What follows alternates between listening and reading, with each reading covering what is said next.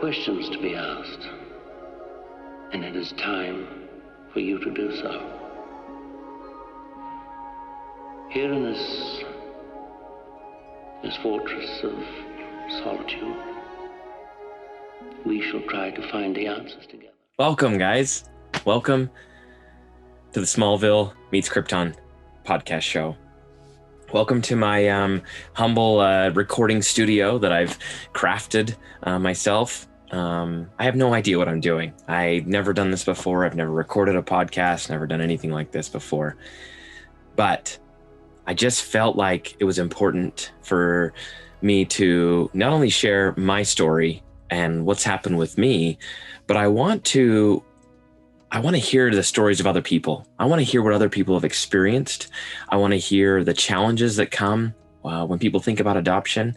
And I want anyone who participates in this to think differently about adoption, to open their eyes a little bit to different ways of looking at adoption. And most important for me is the truth. The truth is what has made all the difference. And it's the thing that I feel like has been the biggest challenge in my situation, but it may not be the biggest challenge in other people's situations. My situation, I feel like an exercise program trying to advertise to people that results may vary. But in my case, I've had some amazing experiences and I'm grateful for those, but I want to hear other people's experiences. I want to hear what other people are challenged with. And there are people out there who are looking, they're desperately looking to find their biological family for a number of reasons, but if nothing, just to understand where they come from and who they are. That is the goal, that is the vision, that is the purpose of this show, is to help people find answers, to focus on the truth, and allow people to share their experience. So before I dive into my experience and dive into this whole process, I thought that the best thing for me to do would be to cover some history, cover a little bit about me, give you some context on my life in hopes that it will help educate and illustrate better where I've come from before I had this experience. But what's important for you to understand is that 2 years ago today, 2 years ago, I discovered and received the results. Let's go back to the beginning, or as far back as I can remember. Again, this is my story. This is my experience, and this is my truth as I remember it. I grew up in a small town, much like Smallville, called Grantsville, Utah. Grantsville is, at the time, had a max population of maybe a few thousand people. We didn't have a stoplight. We barely had a grocery store called the Junior Mart, and everybody knew everybody. And I grew up on a street called Cherry Street, which was across the street from a baseball field, down the street from the schools, and basically a 5-minute walk to almost any school. And I had two forms of entertainment that I focused on as a child. One was Superman. So as you can see, my obsession continues. I love Superman. I've always loved Superman, and I especially love the Christopher Reeves version of Superman, but we'll talk about that later. For now, Superman was my form of entertainment. I watched those movies all the time. Every chance I could get, I was watching Superman. And if I wasn't watching Superman, I was usually listening to the only music that I was exposed to or that I knew of from an artist called Weird Al Yankovic. If you don't know who Weird Al Yankovic is, he's the master of parodies. And I loved listening to his music for some reason that it did, and it continues to just get me excited and put me in a better mood. So I love Weird Al. Whenever I could, I was wearing my Superman pajamas, and I had a Superman outfit that I would run around in and rip off my clothes and fly through the air and fly across the trampoline, and anywhere I could, I was wearing my Superman outfit. It was just my favorite thing to do. So a lot of that stems through my obsession or my desire to create a Smallville Meets Krypton podcast. I felt like that by focusing on what it meant to me, and the connection that Clark Kent had to kind of finding out his history felt very personal to me. So again, that's where the connection with Smallville and Krypton come from. Back then, it was a simpler time. We didn't have cell phones, we didn't have the internet, we didn't have anything, and unfortunately, at the age of 10, my parents were divorced, and so my father moved away. My brother and sister had moved to southern Utah, and so it was just my mom and I for a long time. And during that time, I found myself searching, trying to find family, trying to find a connection to family. Whether it was because my mother, who was working diligently and trying to keep food on the table, and just couldn't be home, or I just felt like I needed to connect somewhere else. I don't know what it was. So in going and looking for family, I often would spend as much time as I could with family or with friends. I would go and visit their house and go to their house after school, and then wait till that evening when my mom could come pick me up. But as I was there, I would always watch my friends. I'd watch their family. I'd watch the way they interacted with each other, and I'd watch the way that the parents took care of the kids and the way that the kids interacted with each other. And for some reason, I was just so fascinated with it. And so I remember going to James's house and Michael's house and Scott's house or Scott's grandma's house, actually, I should say. But I really enjoyed those experiences.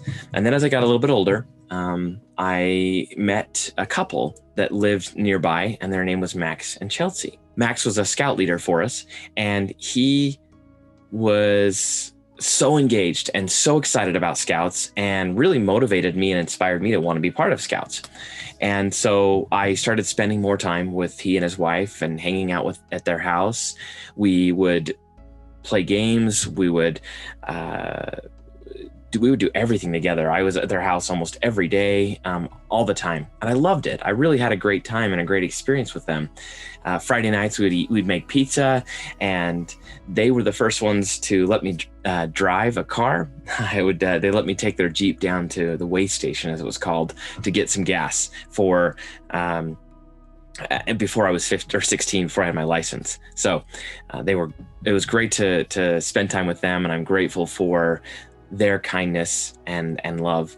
A couple years later, they adopted a child from Bulgaria. And I was so fascinated with that process, but I always thought adoption was something you did with kids that were from different countries. I never thought of it as something that would happen here. Again, naive little kid from a small town. But I was grateful to get to know their child, and I was grateful to be a part of their lives. I got to pick him up from school for a while and just help make sure that he got home okay. And I really enjoyed that. It was a wonderful experience for me. Then I got a little bit older, and I started spending a lot of time with some friends that probably weren't the best friends for me. So, and we would get into trouble sometimes, but nothing that was, illegal or horrible. It was just me being a kid. And eventually I met two young men, Luke and Jake Ellis. Luke and Jake became my best friends. They became my brothers. And they, again, looking for family, their family just wrapped their arms around me. Jake and Luke and I were inseparable. We were together in everything we did, all the time. I would go to their house every day after school, and I was always spending time with them and their family and doing things with their family. And I was just part of the family. In fact, when their father passed away, I was written in the obituary as the adopted son, Colby, which I was honored to have. I was grateful for that. I love that family, and I always will. And I will always be grateful to Luke and Jake for their friendship and their kindness towards me. And so years went by. Eventually, my mom and I ended up moving to St. George, where we lived for a number of years, and I made some new friends and had some wonderful experiences down there. And at that point, I was starting to date a little bit more. And the funny thing about that is that as I started to date, I would watch my girlfriend's parents and their families more than anything. One of my girlfriends would tease me and say, "God, you spend more time with my dad than you do with me." and I laughed, but in reality, it was true. I was so interested in learning and wanting to see what a good father looked like and how to measure myself against that. And I'm sure there's all kinds of psychological elements to that. But bottom line is I'd spend a lot of time with their families. In fact, one of the girls I dated after we stopped seeing each other, I was still hanging out at her parents' house, helping them with different things. Even when she was on dates with other guys. But I was just grateful for their friendship and their parents' kindness to me. So what does this have to do with anything? Why are we rehashing Colby's history? I share this with you because throughout my life, I felt this deep desire to find family, to connect with family. Because for some reason, the family that I was adopted into, I didn't feel that connection. Now, there's a lot of reasons that people have looked at and thought that, well, maybe that's just because things were broke or separated at a young age, and so you didn't get to spend a lot of time with them. I don't know what it was, but the truth of the matter is, I felt that deep desire to find family and to feel connected to family. And when I would date girls and kind of get to know them and spend time with their families, I felt like I was close. When I would spend time with Luke and Jake and their family, I felt like I was close. I felt so connected and so close to them, and I loved it. It was so wonderful to have that connection. And unfortunately, I didn't feel that with my own adopted family, but I didn't know that I was adopted. And so I continued wondering and guessing and confused as to why I didn't feel that connection when it seemed like so many of my other friends and people that I knew did feel that connection. They would argue and fight with their family just like anybody else. Man, Luke and Jake used to fight all the time. Those two would we'd have to break up their fights and keep them from killing each other, but they loved each other. They were brothers and they knew it. And that's what mattered. But for some reason, I didn't feel that connection. And so I got married to a wonderful woman, Maggie, in 2005. And I'm so grateful for her. And even as years went by with her, I was so surprised at how connected I felt to her family, to my in-laws. People even make fun of me because I call my mother and father-in-law mom and dad.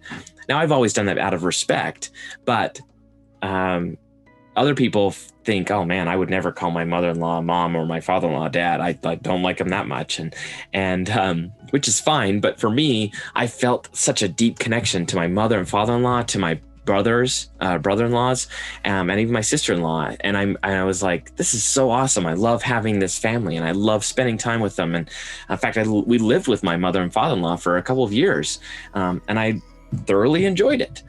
But I was still longing to have that connection to my own family and to feel like I had my own family. And so a few years later, we started working with the company I was at. We started working with a drug testing company, and I learned that you could do DNA testing. But I learned in order to have a DNA test, you had to have the parent and the child present. Unfortunately, I knew my parents would never go for that, or at least I assumed they wouldn't. I never actually asked them, but I just assumed they would never do it. And so I pushed it aside and didn't think about it. A few more years pass, and my business partner and a close friend of mine sat me down at lunch and said, hey, so I took a DNA test and I found out that I have another sibling. And I thought, oh my goodness, that is so cool. And I was so fascinated to hear his story and hear what he'd experienced and even to hear his sibling story and where they were at and what they knew. And it was just such a fascinating thing, especially because there was so much shadow or confusion around it that it opened up the door and provided some clarity. There's still questions that exist, but it provided some clarity for my friend that he'd always kind of wondered, and they always was in their back of their mind. And he said to me, you should do a DNA test.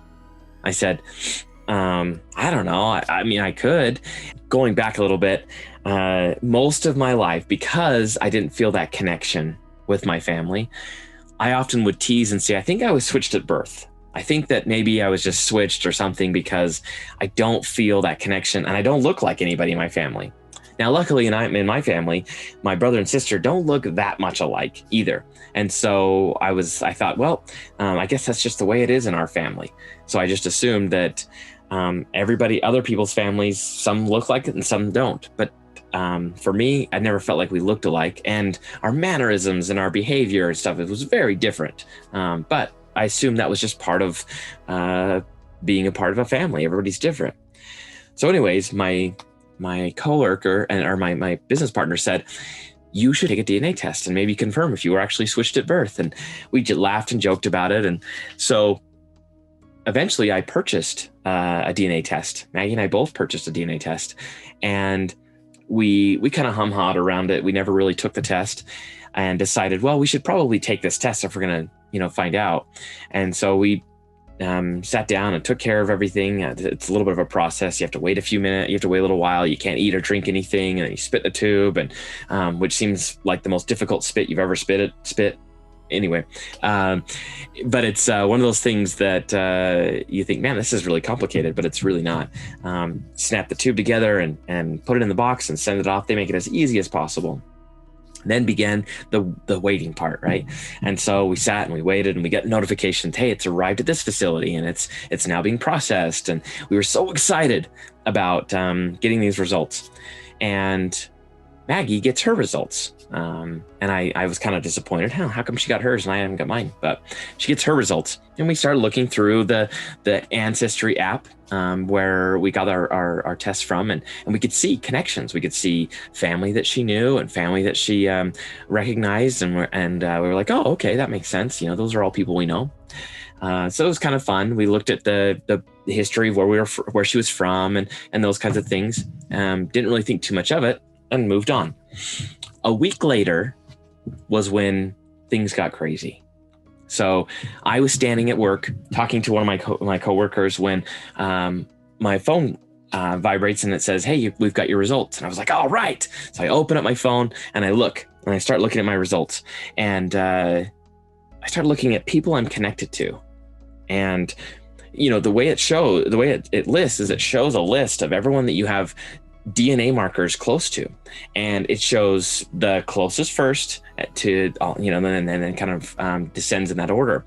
And the first 3 people that I was apparently super close to were people that I've never met before, I've never heard of, and didn't recognize in any way, shape, or form, in any connection whatsoever. But the system said, well, these are either your aunt or an uncle, because there was 2 guys, or a cousin, a first cousin, or a half brother, half sister. And I thought, man, that's really weird. I don't have any half brothers, half sisters. I know all my uncles on both sides of my family. This doesn't make any sense. So I thought, okay, well, maybe something's wrong, right? And I'm just still keep looking through it, desperately trying to find somebody on that list that looks familiar. Nobody, couldn't find anybody.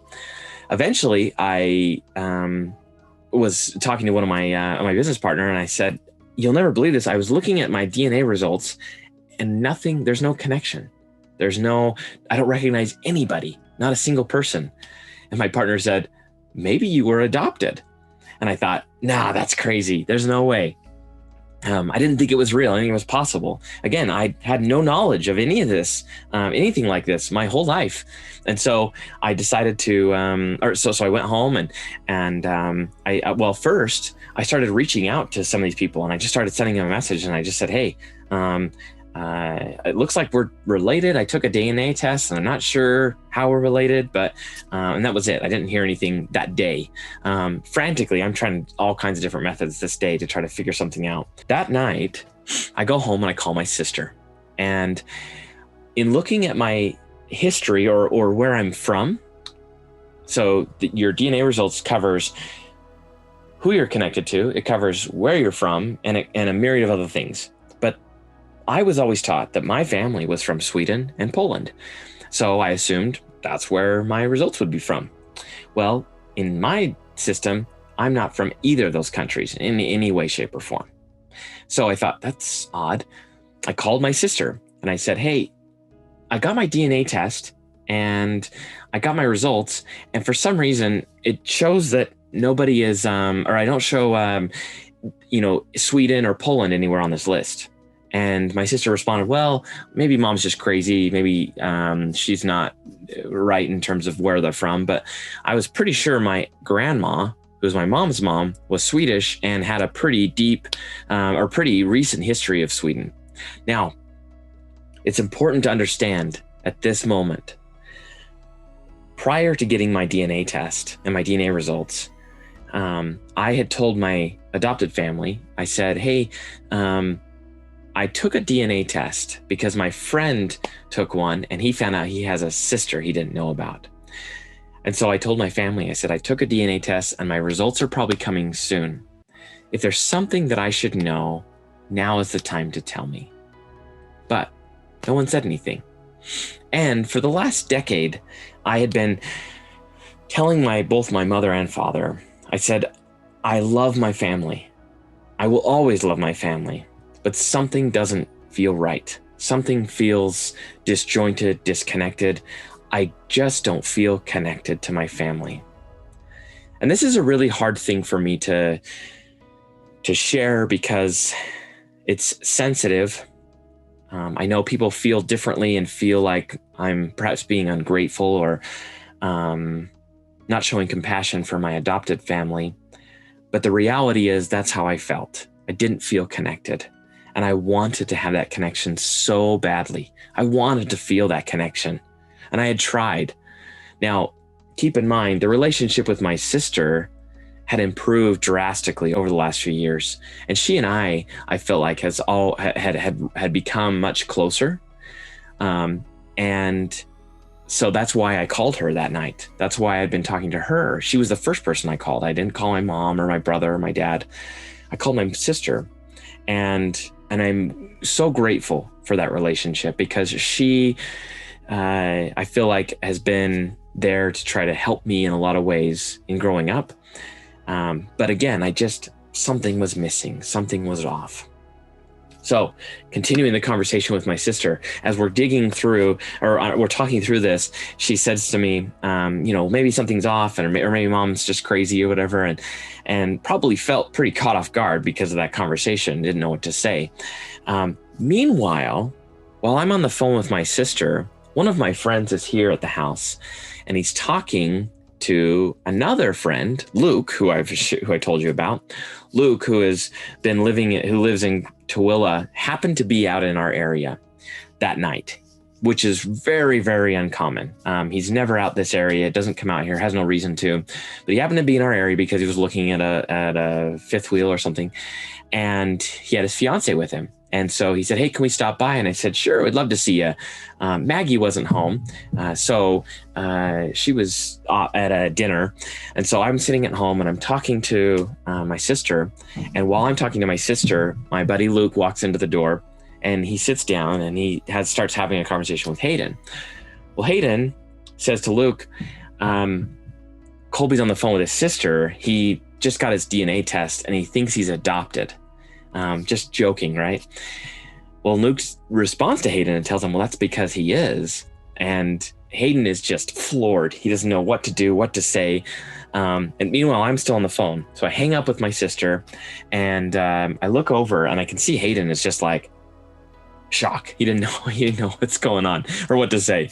And I said to Luke, Luke, I just did my DNA test. I got my DNA test results. And from what I can tell, I'm not connected to anybody that I know. And I think that I might be adopted or something. Just joking again. Like this was all so new to me. And this was also fresh and just, it didn't make sense. And I was just trying to make sense of it. And he said to me in the most calm voice he could, but before he could say anything, his fiance is sitting on the couch, just punching him and saying, don't say anything, don't say anything, don't say anything. And finally, Luke says in the calmest voice he can, he said, Colby, you need to know you're adopted.